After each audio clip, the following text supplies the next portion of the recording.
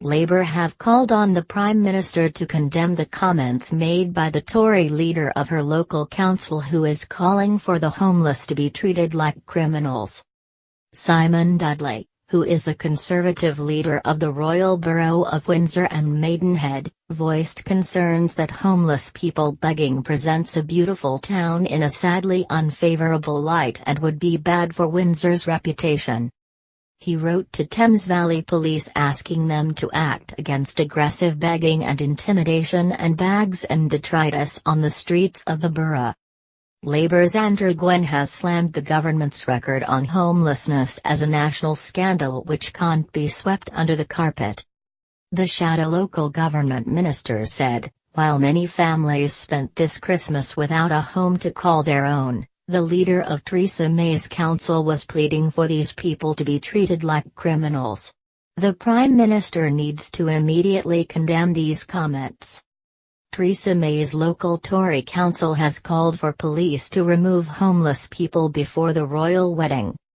Simon Dudley, who is the Conservative leader of the Royal Borough of Windsor and Maidenhead, voiced concerns that homeless people begging presents a beautiful town in a sadly unfavourable light and would be bad for Windsor's reputation.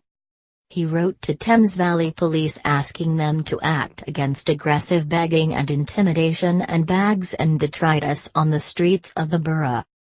The letter to the Police and Crime Commissioner Anthony Stansfeld follows a series of tweets sent by Dudley while on a skiing holiday in Wyoming over Christmas about an epidemic of rough sleeping and vagrancy in Windsor. The Police and Crime Commissioner for Thames Valley, Anthony Stansfeld, has said he is surprised that the letter has been released publicly but not yet sent directly to him. He said the issues had not been raised when he attended a council meeting in October but promised to respond when he received the letter. Mr. Stansfeld said, "Supporting the vulnerable, including the homeless, is a priority within my police and crime plan, and I have previously provided funding to homeless shelters in Berkshire." Although Dudley boasted about Windsor and Maidenhead's homeless provision, he said the council believes a large number of adults that are begging in Windsor are not in fact homeless, and if they are homeless they are choosing to reject all support services to beg on the streets of Windsor.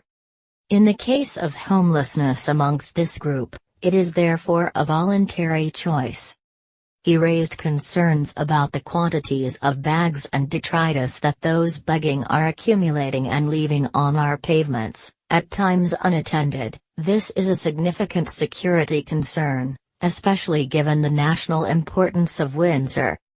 Rather than applying for powers to fine those who are sleeping rough, called public space protection orders and used by other councils to impose charges of up to £1,000, Dudley is instead asking the police to use current powers to tackle vagrancy.